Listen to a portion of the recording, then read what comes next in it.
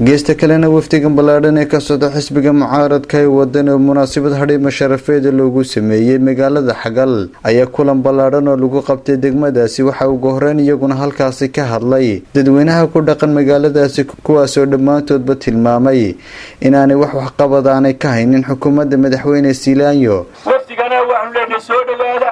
maanta indhihiina wax ku arkay badan baan u lahayd bariga berbera ka taagan weera kala fog yahay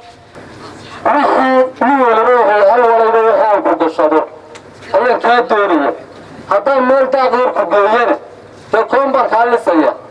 haddaad meel dee tigeeda aan ku daajiyana dee reere iyo beel bay igu filaanaysaa hale nin bay halgooga hadleen hal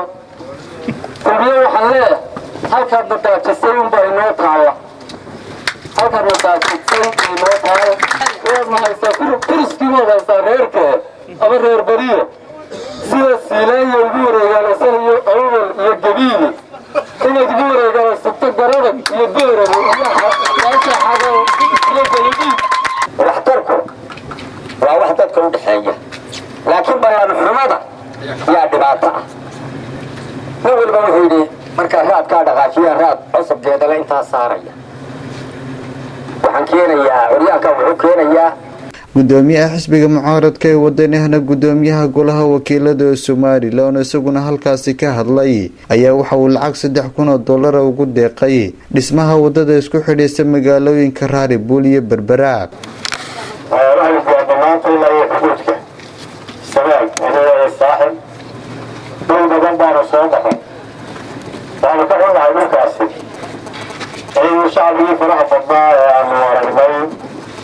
isku afaayeen isku duruuf ahaayeen way ka caawinayeen inaan dawladdu soo gaarin inaan adeega dawladdu soo gaarin hadduu yahay caafimaad iyo hadduu yahay biyo iyo hadduu yahay waxbarasho waxaan soo haynay dhul aad iyo aad u ballaaran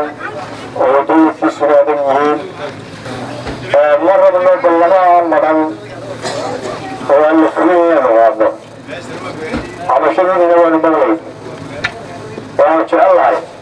حوالي راتين أو حوالي في قطر وأنا شاء الله بعيوة الضعيان وتضع أنا صدق كما ضوء الشراء رسول الله